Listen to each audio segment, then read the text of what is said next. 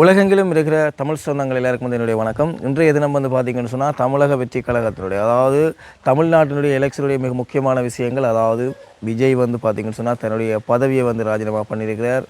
திரிஷா பார்த்தீங்கன்னு சொன்னால் புதிய எம்எல்ஏயாக இப்போ அறிமுகப்படுத்தப்பட இருக்கிறார்கள். அது மட்டும் இல்லாமல் ஆட்சியை எல்லா சமூக வலைதளங்களையும் பார்த்தீங்கன்னு சொன்னால் விஜய் தான் அடுத்த சிஎம் என்ற மாதிரி கதைக்கிறாங்க. விஜய் அடுத்த சிஎம்மாக எங்களுக்கும் சந்தோஷம் தான். ஆனால் விஜய் அடுத்த சிஎம் இல்லை.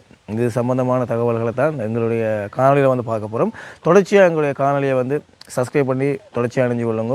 எல்லா உலகம் சம்மந்தப்பட்ட அனைத்து விடயங்களையும் தாரத்துக்கு தயாராக இருக்கிறோம். என்ன விஷயம்னு சொல்லி பார்த்தீங்கன்னு சொன்னால் விஜய் நேற்று தேர்தலில் பார்த்தீங்கன்னு சொன்னால் முதலாவது கட்சி, அதாவது முதலாவது பெரிய கட்சி தமிழ்நாட்டினுடைய கட்சி என்றதை நிரூபிச்சிருக்கிறார். 234 தொகுதியில் விஜயனுடைய கட்சி 233 தொகுதியில் போட்டியிட்டது. ஒரு தொகுதி பார்த்தீங்கன்னு சொன்னால் வேண்டும் என்று சொல்லி விஜயிடமிருந்து பறிக்கப்பட்டது. அதாவது ஒருவர் எலெக்ஷன் கேட்குறதாக இருந்தது. அவர் வேறு கட்சிகளுடைய வற்புறுத்தலுக்கு இணங்க அந்த கட்சியில் எலெக்ஷன் கேட்காம போனதால் விஜயின் தொகுதி மொத்தம் 233 தொகுதிகள். இந்த 233 தொகுதிகளில் தான் 108 தொகுதிகளில் சரமாரியாக அடித்து தூள் பட்டையை கிளப்பி அதிரடி வெற்றியை விஜயனுடைய கட்சி பதிவு செய்திருந்தது. குறிப்பாக பார்த்தீங்கன்னு சொன்னால் நான் கூட கணிச்சது விஜய் ஒரு 20 சீட்டுகளுக்கு மேலே வெற்றி பெற மாட்டேன். ஏன்னு சொன்னால் விஜய் வெற்றி பெற வேண்டும் என்ற ஆசை இருந்தாலும் நான் தமிழ்நாட்டில் இருந்தேன்னு சொன்னால் நானும் விஜய்க்கு தான் ஓட்ஸ் பண்ணியிருப்பேன். ஆனால் கருத்து கணிப்புகள் 70 வருஷ பழமையான கட்சிகள், 60 வருஷம் 70 வருஷ பழமையான கட்சிகளை தாண்டி ஒரு புதிய கட்சியால் வெற்றி பெறுகளுமா ஒரு நடிகருக்கு இவ்வளோ ஓட்ஸ் கிடைக்குமான்றது நம்பிக்கை இல்லாமல் இருந்தது. ஏன்னு சொன்னால் பக்கத்து மாநிலங்களில் சிரஞ்சீவி போன்றவர்கள், இப்போ இதில் கமல்ஹாசன். ஆனால் இப்போ விஜயோட ரசிகர் பட்டாளத்துக்கு கமல்ஹாசனை ஒப்பிட முடியாது. இருந்தாலும் கூட்டி கழித்து பார்க்க இப்போ நடிகர்களுக்கான மார்க்கெட்டுகள் கூட இருந்தாலும் அது ஓட்ஸாக மாறல் என்ற விமர்சனங்கள் இருந்தது. அப்போ அப்படி தான் நாங்களும் நினச்சது விஜய் ஒரு 20 சீட்டை வின் பண்ணுவார். அதில் தொங்கு ஆட்சி நிலைமை ஏற்படும். அப்போ விஜய் ஒரு கட்சிக்கு ஆதரவை கொடுத்து துணை முதலமைச்சர் ஆவார்னு சொல்லி நான் எதிர்பார்த்து கொண்டிருந்தேன். விடிய காலமும் ஓட்ஸை பார்க்குறதுக்கு நான் நேற்று வீடியோவை போடலை. என்னென்னு சொன்னால் விஜயனுடைய எலெக்ஷன் ரிசல்ட்ஸ் தான் எங்களுக்கு அது முக்கியமாக தெரிஞ்சது. அப்போ அதே பார்த்து கொண்டு அப்போ பார்த்தீங்கன்னு சொன்னால் தொடக்கத்தில் ஆரம்பத்திலேருந்தே முன்னிலைமை வச்சு கொண்டு பார்க்கக்கூடியதாக இருந்தது. பெரிய ஒரு சந்தோஷம். இருந்தாலும் இவ்வளவு ஹார்ட் ஒர்க் பண்ணி இவ்வளோ ஒரு 2 வருடங்களுக்குள்ளே ஒரு கட்சியை தொடங்கி வெற்றி பெற்றிருந்தவர்கள். ஆனால் 108 சீட்டுகளை தான் வின் பண்ணியிருந்தாங்க. பெரும்பான்மையை நிரூபிக்கணும்னு சொன்னால் 118 சீட்டுகளை பெற்றுக்கொள்ளணும். விஜயால் ஒரு 10 சீட்டால் இன்றைக்கு ஒரு இழுபறி நிலைமை ஏற்பட்டிருக்குது. குறிப்பாக பார்த்தீங்கன்னு சொன்னால் இனி விஜயை ஆளுநர் அவர்கள் அழைப்பார் என்னன்னு சொன்னால் பெரும்பான்மை அவர்கிட்ட தான் இருக்குது. இப்போ கிடைக்கப்பட்ட சீட்டுகளில் அழைச்சி நீங்கள் குறிப்பிட்ட காலத்துக்குள்ளே உங்களுடைய பெரும்பான்மையை சட்டசபையில் நீங்கள் நிரூபிக்கணும். நிரூபித்தா நீங்கள் சிஎம்மாக தொடரலாம்னு சொல்லப்படும். அப்படி விஜய்க்கு ஆதரவாக ஏதாவது கட்சிகள் வர வேண்டும். அதாவது கிட்டத்தட்ட பார்த்தீங்கன்னு சொன்னால் இன்னும் 12 சீட்டுகள் வேணும். இப்போ 108 சீட்டு எல்லோரும் நினைப்பீங்க 10 சீட்டு இருந்தால் 118 இருந்தாலே அப்போ 10 சீட்டு இருந்தால் காணுமெண்டு. ஆனால் அப்படி இல்லை. ஏன்னு சொன்னால் பார்த்தீங்கன்னு சொன்னால் விஜய் 2 தொகுதிகளில் போட்டியிருக்கிறார். ஒரு தொகுதி 2 தொகுதியிலையும் வெற்றி பெற்றிருக்கார். ஒரு தொகுதியை இப்போ ராஜினாமா பண்ண வேண்டியதாக இருக்கும். 2 தொகுதியிலையும் அவர் செயற்படையாது.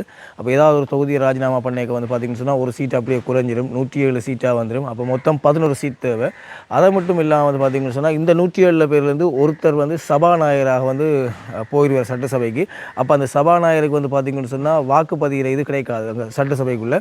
அப்போ அதால் அங்கேயும் ஒரு சீட் குறைஞ்சிடும். அப்போ 106 சீட்டுகள்லாம் தமிழ் தாவைக்கட்டாக இருக்கும். அதாவது தளபதிகிட்ட இருக்கும். அப்போ அந்த அடிப்படையில் 118 வரும்னு சொன்னால் 12 சீட்டுகள் அவசியம்.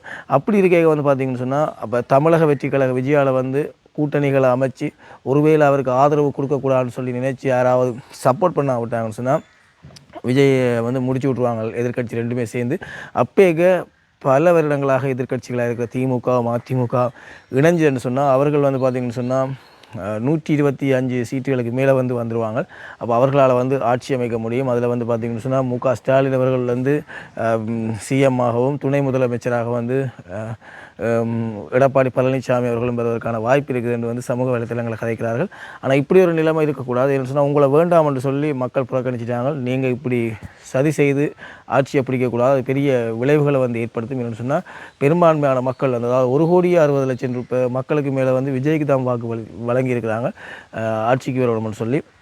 அப்போ அந்த அடிப்படையில் எப்படியாவது விஜயனுடைய ஆட்சிக்கு எதிர்கட்சிகள் ஆதரவு வழங்கணும். அங்கே விஜய் இனி செய்ய போகிற விடயங்கள் ஏதாவது குறைபாடுகள் இருந்தால் அதை விமர்சிக்கணுமே தவிர ஒரு கஷ்டப்பட்டு புதிய கட்சி வரலாற்று சாதனை படைத்த கட்சி 35% வாக்கு சதவீதத்தை பெற்ற ஒரு கட்சி எம்ஜிஆருடைய வரலாறையே அடித்து நொறுக்கிய ஒரு தலைவர் தான் இந்த தளபதியாக இப்போ கருதப்பட்டு கொண்டிருக்கிறார். அப்படியான சூழ்நிலையில் வந்து இப்பையும் மக்கள் நீங்கள்லாம் நினச்சி கொண்டிருக்கிறது விஜய் சிஎம் ஆயிடுவார்னு சொல்லி. ஆனால் இதுக்கு நிறைய பிரச்சனைகள் இருக்குது. அது தொடர்பான தகவல்களை நான் அடுத்தடுத்த காணொலிகளில் தரேன். இப்போ மெயின் விஷயத்துக்கு வருவோம். திரிஷா வந்து பார்த்திங்கன்னு சொன்னால் விஜய் வெற்றி பெற்று கொண்டிருக்கே அவருடைய வீட்டுக்கு போயிட்டார்.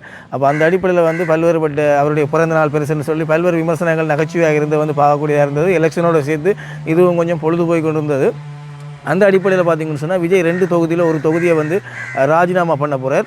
அந்த ராஜினாமா அடிப்படையில் வந்து பார்த்திங்கன்னு சொன்னால் அந்த தொகுதியில் வந்து போட்டியிட போகிறது, ராஜினாமா பண்ண போகிற தொகுதியில் போட்டியிட போகிறது வேறு யாரும் இல்லை, திரிஷா தான். திரிஷா வந்து பார்த்திங்கன்னு சொன்னால் தான் வெற்றி பெற்ற தொகுதியில் ஒரு தொகுதி, அதாவது திருச்சி, பெரம்பூர் போன்ற தொகுதிகளில் வந்து போட்டியிட்டு வெற்றி பெற்றவர்.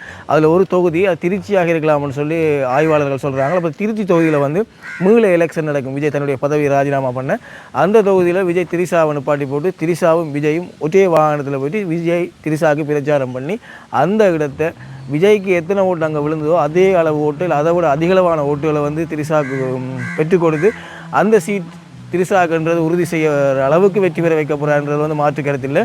இப்போ வந்து பார்த்திங்கன்னு சொன்னால் இன்னும் ஒரு குறிப்பிட்ட காலத்தில் வந்து அதாவது இன்னொரு சிறிது நாட்களுக்குள்ளே வந்து பார்த்திங்கன்னு சொன்னால் அந்த சட்டசபையினுடைய அந்த தொகுதியினுடைய எம்பியாக வந்து திரிஷா மாறிடுறதுல எந்த மாற்று கருத்துமே இல்லை. அது எந்த தொகுதி என்றது வந்து இன்னும் கொஞ்ச நேரத்தில் தெரிய வந்துடும்.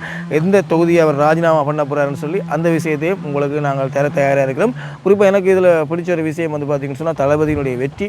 அது மட்டும் இல்லாமல் பிரேமலதா விஜயகாந்த் எனக்கு அவாவில் பெருசாக இன்ட்ரெஸ்ட் இல்லை, அவருடைய பிள்ளை இளைய பெருசாக இன்ட்ரெஸ்ட் இல்லை. ஆனால் விஜயகாந்தே எனக்கு பிடிக்கும்னு சொன்னால் ஒரு நல்ல ஒரு தலைவர். அவர் வந்து டம்மியாகி தோக்கடிக்க பண்ணிட்டாங்க. பேருந்து அவரால் பெருசாக ஜொலிக்க முடியலை. இருந்தாலும் அவர் சார்பாக அவருடைய மனைவி விருதாச்சலம் அந்த பேரும் பெறுதில்லை அந்த தொகுதியில் போட்டிட்டு விஜயகாந்தனோட தொகுதிதானது அதில் போட்டிட்டு வெற்றி பெற்றிருக்கிறார். உண்மைக்குமே வந்து அது எனக்கு சந்தோஷத்தை ஏற்படுத்தி இருக்குது.